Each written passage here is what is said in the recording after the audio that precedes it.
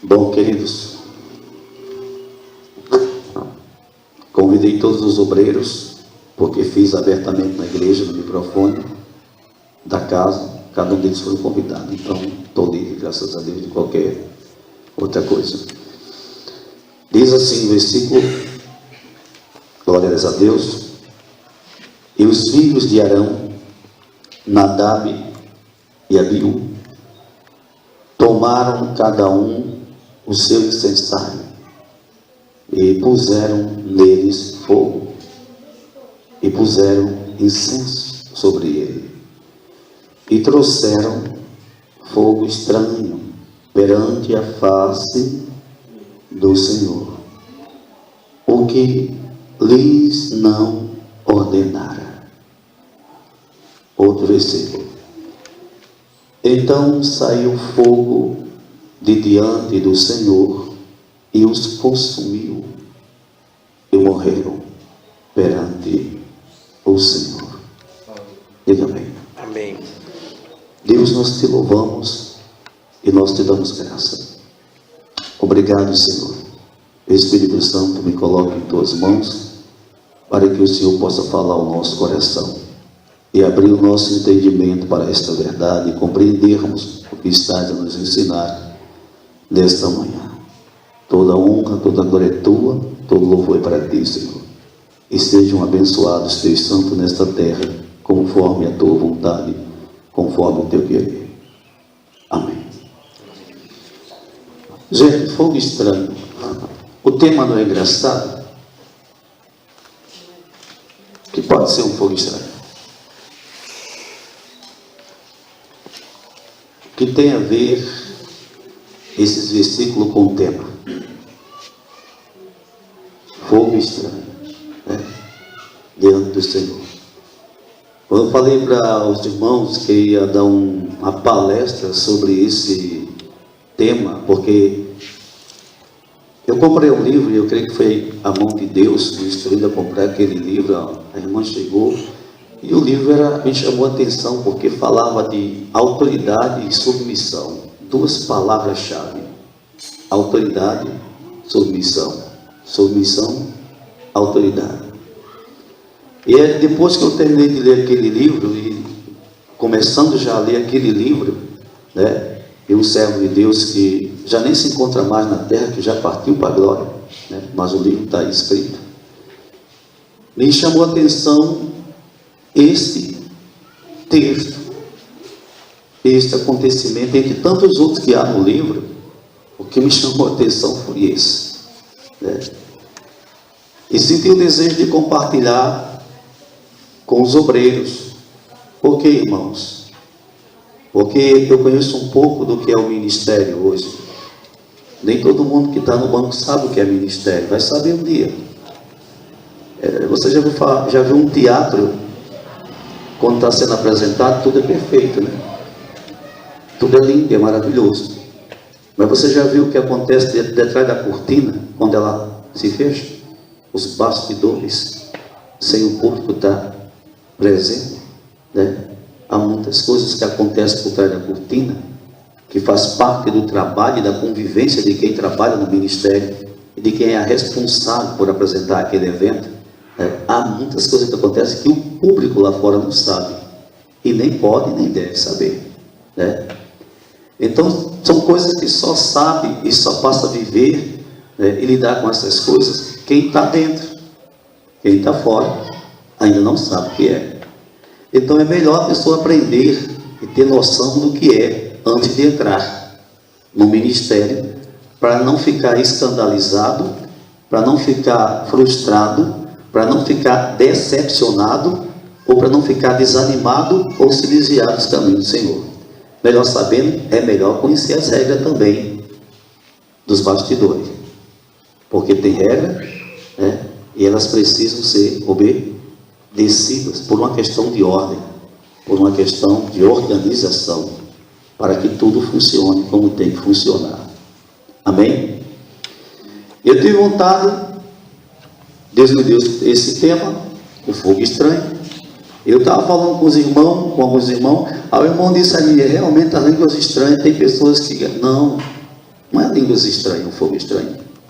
Nesse texto, o fogo estranho não é línguas estranhas. Nós sabemos, quem já conhece a Bíblia, irmãos, obreiras, homens de Deus, mulheres, vão cuidar de pessoas que, primeiro, o inimigo, a primeira coisa que você tem que fazer, tem que entender na sua vida, obreiro.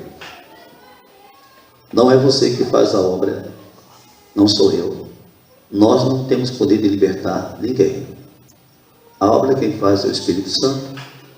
Quem trabalha na vida das pessoas é o Espírito Santo, em conformidade como ela vai buscando e o Espírito vai trabalhando. Quem sabe o mal que aflige ela verdadeiramente é o Espírito Santo. Aonde ela estava metida, quem sabe é o Espírito Santo, porque foi Ele que resgatou ela.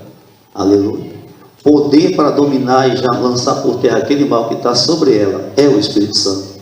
Então, o que nos cabe é cooperar com o Espírito Santo, falando da palavra e amando aquelas pessoas, não criticando, não duvidando, não questionando, porque as línguas estranhas, quem conhece Bíblia sabe que o diabo é imitador das línguas. Aí eu preciso entender, obreiro. O diabo é imitador das línguas, Então, alguém pode falar línguas estranhas e você ter um discernimento. Eu quero ter discernimento. Por que é importante ter discernimento de que a pessoa que fala línguas estranhas não é uma pessoa liberta ainda? Como eu devo agir, obreiro, nessa situação? Você vai dizer, esse fogo é estranho. Mas se você falar sem ter sabedoria, você vai magoar aquela alma, você vai destruir uma vida por quem Cristo morreu. Aleluia. Por quem Cristo doou a sua vida, por quem Cristo derramou o seu sangue. Então temos que pedir a Deus a sabedoria. Estou vendo que a pessoa ainda não é liberta, estou vendo que o mal está querendo disfarçar-se dela, mas o Espírito vai libertar. Então não me cabe criticar ou apontar aquela alma, obreiro, mas com sabedoria cuidar dela e vigiar para quando chegar alguém perto de você e dizer, fulano de tal está falando língua, essa língua aí é do diabo. Tome cuidado, irmão. Tome cuidado, porque falar sem ter o discernimento, a sabedoria, o certo ou o errado, saber se é ou não o Espírito é perigoso. A gente precisa ter sabedoria nessas horas para não chamar, Diga aí que você chame alguém que para você fala línguas estranhas, que é do inferno, e de repente mesmo aquela pessoa está vivendo uma vida com Deus, porque o coração dela só quem conhece é Deus. E se ela estiver vivendo uma vida com Deus, e se as línguas for verdadeira, como é que fica a situação do obreiro atribuir a obra de Deus à obra de demônios? Isso é ruim. Então Deus não quer que a gente tropece nessas coisas. E a única maneira da gente não tropeçar é amando, verdadeiramente amando as pessoas e deixando Deus fazer a sua obra. Deus faz todas as coisas. Amém? Pronto. Não é línguas estranhas que a gente vai falar. O fogo estranho aqui é outro. É um fogo estranho que pode prejudicar o meu ministério. É um fogo estranho que pode paralisar o seu ministério. É um fogo estranho, irmão, que pode destruir a minha pessoa e a sua pessoa, ministerialmente falando, e até nos separar de Deus. Você sabia disso? É um fogo estranho. Então a gente vai conhecer um pouco sobre Nadab e Abiú. Se você observar, a Bíblia afirma que esses homens foram mortos. A Bíblia diz no versículo 2: então saiu fogo de diante do Senhor. Olha, de diante do Senhor, o fogo vem de Deus. Você está entendendo como está escrito? Então Deus mandou fogo sobre eles e os consumiu. Em outras palavras, Deus os matou. Esses dois homens estavam cultuando, estavam em um culto, estavam em um momento de adoração, estavam prestando um serviço a quem? A Deus. Então, primeiro, entenda, Nadab e Abiú estavam prestando um serviço a Deus e foram mortos prestando esse serviço, não pelos homens, pelo próprio Deus. Para a gente saber um pouco mais sobre Nadab e Abiú, a gente vai ver número, capítulo número 3, para que a gente possa conhecer um pouco sobre esses dois homens. Louvado seja o nome do Senhor Jesus.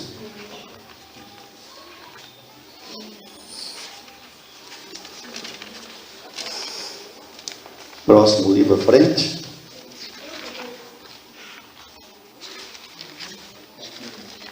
Capítulo número 3. Glória a Deus. Pai, Senhor, irmão.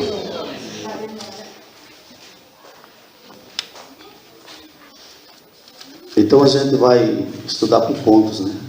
Cada ponto que Deus nos der, a gente vai abraçar esse ponto e verificar esse ponto. Amém? Fica mais fácil de compreender. Ok, gente? O que é que diz número, capítulo número 3? Está escrito a função dos levitas, né? Os filhos de Arão e os levitas são escolhidos para o serviço do tabernáculo. Então vejamos. Todos encontraram? Glória a Deus. Número, capítulo de número 3. Achou aí, irmão Francisco? Pensei que era no número. É só o livro de número, acho que é adiante, né? Então olha aqui, queridos. E estas são as gerações de Arão e de Moisés, viu? Preste bem atenção que o primeiro versículo afirma e está falando das gerações de Arão e Moisés, né? Glória a Deus. No dia em que o Senhor falou com Moisés no Monte Sinai. E estes são os nomes, versículo 2, dos filhos de Arão, o primogênito, Nadab. Olha aí, irmão, aprenda de quem era filho Nadab. E era o primeiro filho de quem? De Arão. Sumo escolhido por Deus. Vai entendendo o mistério. Primeiro filho, Nadab, era o primeiro filho de Arão, primogênito, segundo nos afirma o registro de número, no versículo de número 2. Aí diz, depois Abiú, que vem na sequência como segundo filho de quem? De Arão, sumo sacerdote. Já pegamos aqui um pouco do fio da ninhada, né? Nadab e Abiú, eles vinham de uma descendência sacerdotal, eram filhos de Arão, sumo sacerdote, escolhido por Deus. Louvado seja o nome do Senhor. Amém, queridos? Seguindo, tem outros filhos. Depois, Abiú, Eleazar e Itamar.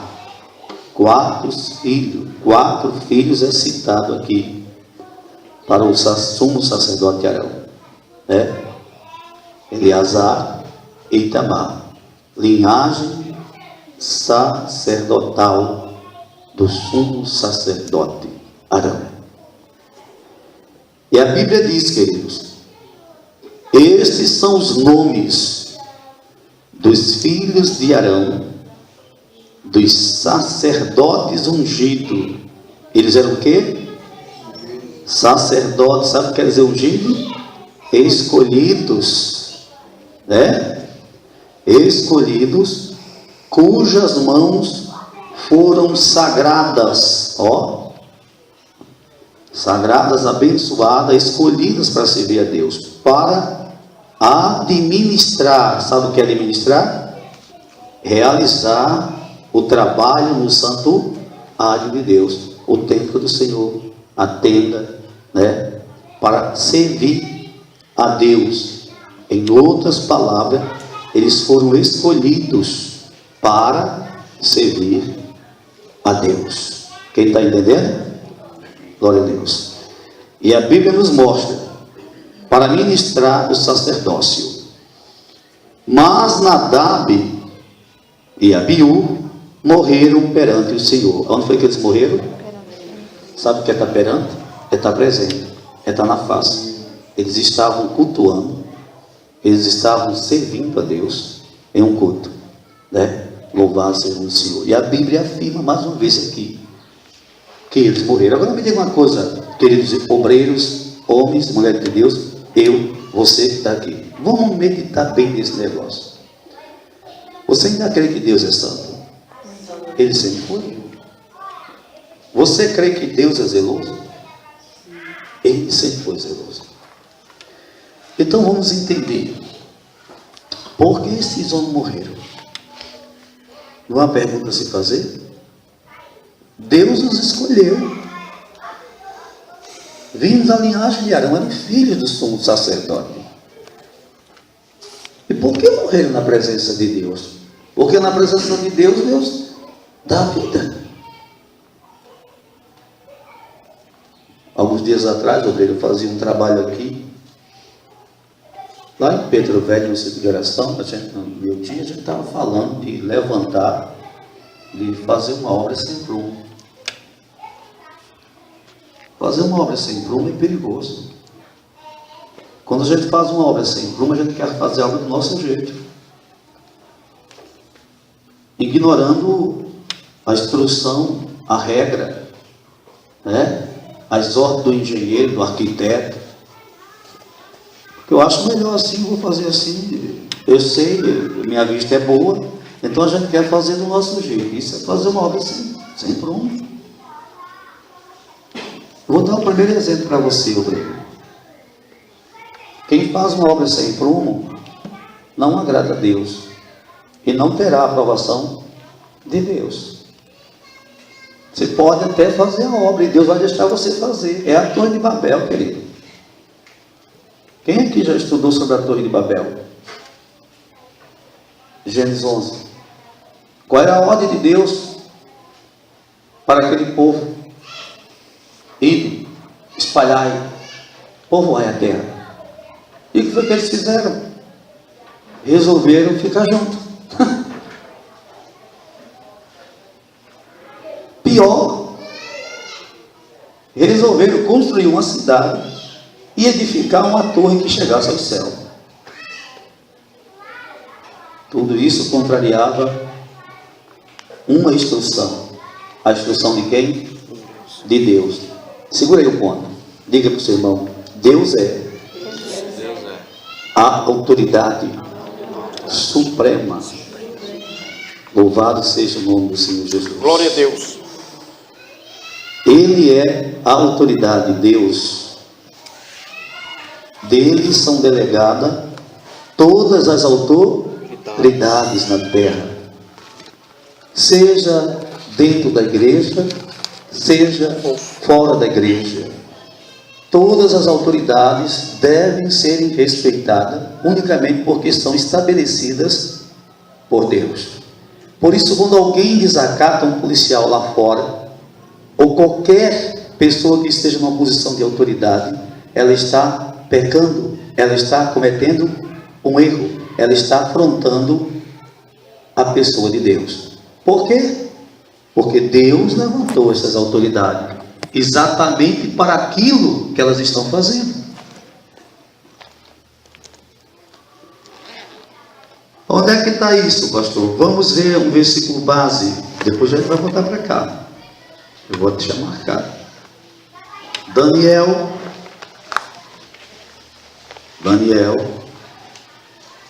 glórias a Deus. Livro do profeta Daniel.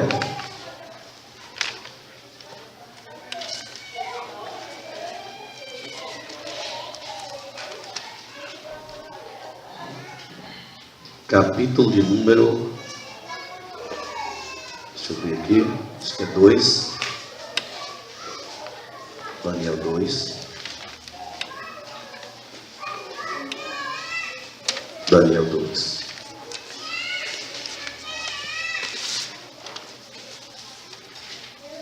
Versículo de número 20. Observe a afirmação de Daniel nesses versículos.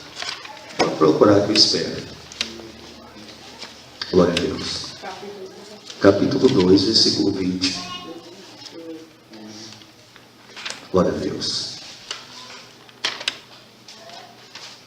Observe a afirmação de Daniel.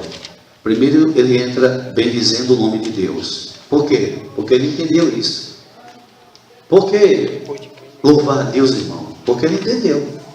Você já deu graças a Deus ou glórias a Deus quando você entende alguma coisa? Eu já. Glória a Deus, tudo é bom. Entender, irmãos. Veja o que Daniel afirmou. Pode procurar aí, irmão. Você não achou aí? Achou do seu irmão aí? Achou do seu irmão? É importante. Estamos aqui no caminho que Deus está nos levando, né? Basicamente o começo da palestra é essa. Glória a Deus.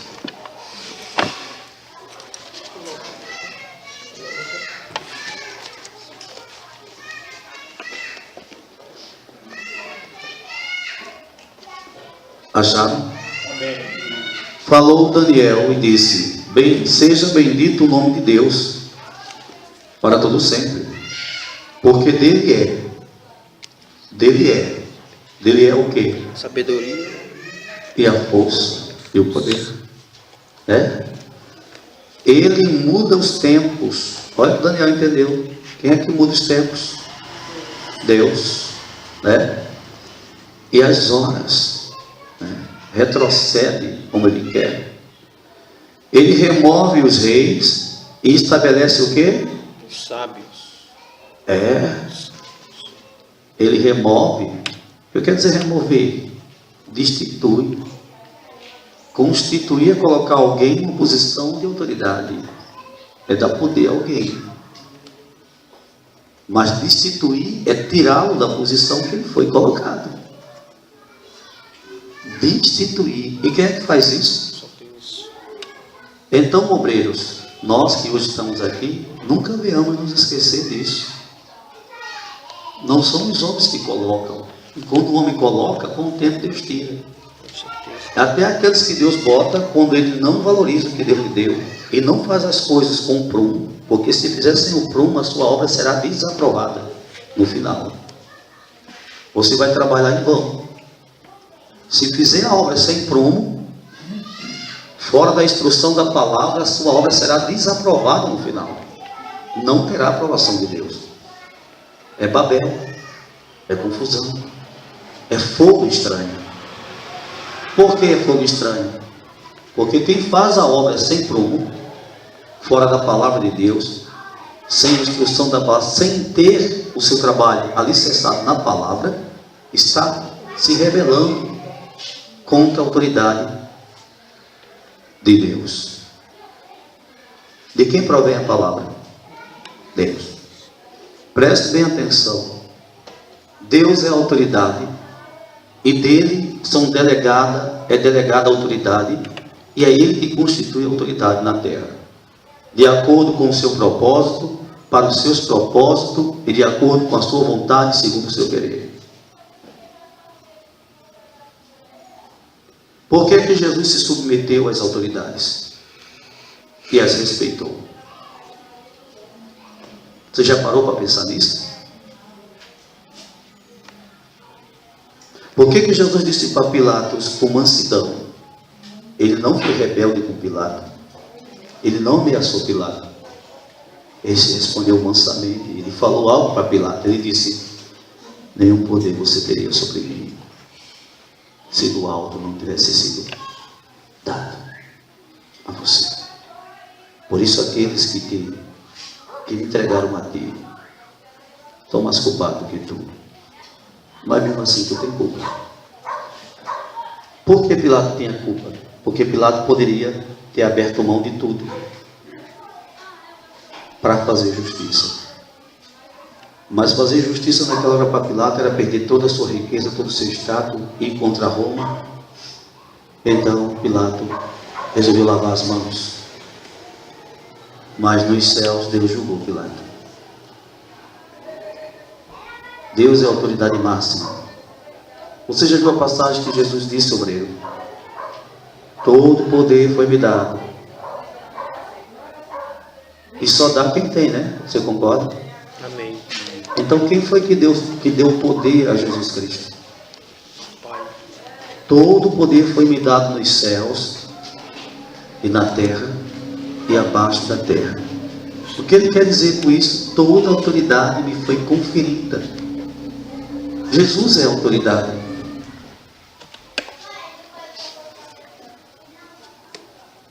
Deus constitui a autoridade. Deus escolheu seu Filho para uma grande obra. E nos escolheu e está escolhendo para que venhamos até Ele e sejamos submissos a quem? A Ele. E quem é Jesus? É a palavra, irmão. Para você entender o que eu estou dizendo que Deus deu a Jesus, pegue o Evangelho de João, capítulo 5, e você vai ver Jesus falando.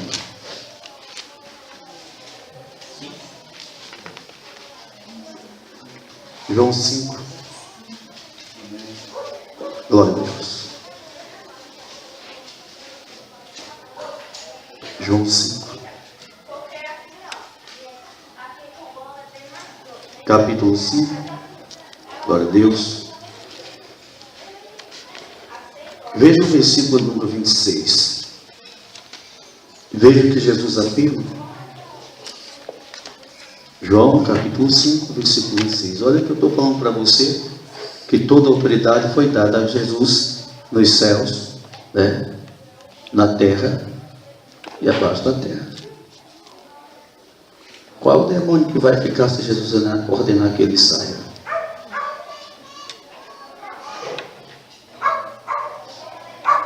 Quem é Satanás para ficar se Jesus disser para ele sair? E por que essas coisas acontecem? Porque esta palavra é verdadeira. Todos aqueles que afrontam Jesus, todos aqueles que desobedecem a Cristo, todos aqueles que são submissos e insubmissos a Cristo, pecam contra Deus. Porque se rebelam contra a sua autoridade, a autoridade que Deus constituiu. Observa bem. Porque como o Pai tem a vida em si mesmo, assim deu também ao Filho ter a vida em si mesmo. Quem foi que deu? Olha a afirmação que Jesus está fazendo no versículo. Jesus disse, assim como o Pai tem a vida, ou seja, Deus é a vida. Aí observe que Jesus disse que Deus também deu ao Filho esse poder. Então Jesus é a vida também. Por quê? Porque Jesus e Deus são um. Os dois são vida. Glória a Deus. Está dando para entender aí? Em outras palavras, Jesus está querendo dizer que assim como Deus ressuscita, Ele também recebeu o poder para ressuscitar a quem Ele quiser. Poder, autoridade, poder. Delegada por quem? Pelo próprio Deus. Fonte de toda a autoridade. É a fonte. Aleluia. Ninguém tem nada se Deus não der. Não é verdade? Amém. E Jesus afirmou. E deu-lhe o poder de exercer o juízo. Está vendo? Poder para julgar. Porque é o Filho do Homem. Quando ele falou porque é o Filho do Homem, porque este é o escolhido de Deus, o anunciado desde o princípio e revelado no último tempo, para a glória de Deus, para que se cumpra nele as palavras de Deus. Aleluia. Amém? Então, querido, nós estamos falando de autoridade. Aí eu volto para você. O fogo estranho não é bem-vindo. Então eu vou voltar para você meditar em Babel. Não sei se você leu, né? A gente falou de Babel, mas já não terminou tudo. A ordem foi aquela. Deus disse para o povo, para a descendência de Noé, que eles povoassem a terra. Eles resolveram morar junto, edificar uma cidade, louvado seja o nome do Senhor, e construir uma torre e chegasse aos céus. Agora pense bem, obreiro. Eles estavam em obediência e submissão à ordem de Deus, à vontade de Deus? No caso aqui, quem conhece essa passagem bíblica aí de Babel? Quem conhece? Você conhece? O que foi que Deus falou para aquele povo? Deus disse: povoem a terra, encham. A sua vontade, ou seja, a vontade de Deus, obreiros, é revelada na sua palavra. E a sua palavra é ordem, é mandamento. Dá para entender isso?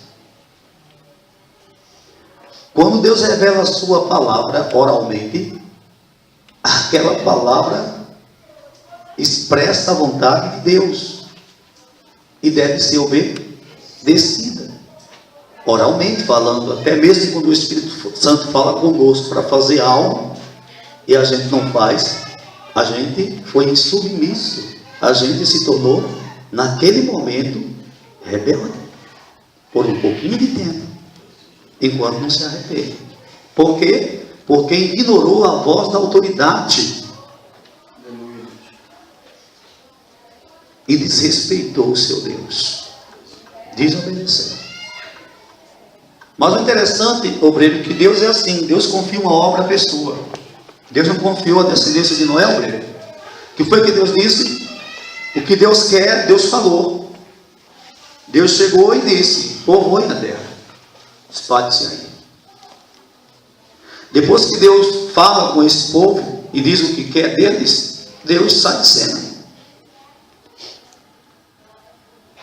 Deus já disse a você o que quer de você?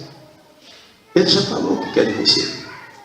Quando ele falou a primeira vez, ele falou abertamente o que quer de você, o que ele espera que você faça.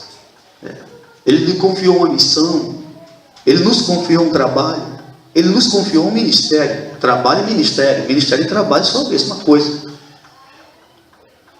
Ele já disse até como tem que ser feito. Babel, Deus poderia ter evitado aquela torre, irmão. Irmão, você sabe o tamanho daquela torre? Nem quero pensar, eu não fui lá não, mas dá para entender o tamanho, para chegar àquela certa altura. E naquele tempo, que não era assim, tivemos pedras pesadas mesmo, trabalho pesado. E o que é que acontece? Deus deixou o homem o quê? À vontade. Já disse o que queria. Ele vai voltar no final, no tempo que ele determinar, para ver se a obra foi feita de acordo com como ele assim desejava que ela fosse feita. Aí o que é que eu tenho que pensar? Eu tenho que pensar, irmão, que não é na aprovação do homem, não. O que vai pesar no final é a aprovação de Deus sobre a minha vida, sobre o trabalho que eu fiz para ele. O homem pode dizer que é besteira, o homem pode dizer que nada é, o homem pode dizer que não tem futuro o que eu estou fazendo, o homem pode dizer que é loucura o que eu estou fazendo, mas o que vale no final é o carimbo de Jeová. E se ele não carimbar, querido, é Babel. É loucura, foi todo o tempo em vão. Quantos anos se passaram, aquele povo trabalhando, nós trabalhando contrário à vontade de quem? De Deus, edificando uma torre de acordo com a sua vontade, morando em lugares de acordo com a sua vontade, vivendo de acordo com a sua vontade, obreiro. Ignoraram, negligenciaram a vontade de Deus. Glória a Deus.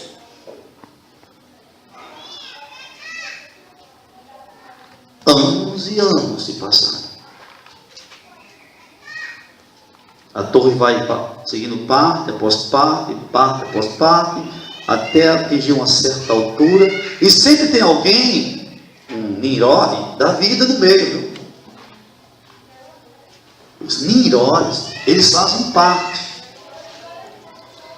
Porque eles são filhos da desobediência, que tem em si o princípio de Satanás. Porque o princípio de Satanás é a desobediência, a insubmissão, a rebeldia. O pecado surgiu no coração de Satanás. E ele semeia. Qual é o propósito dele semear?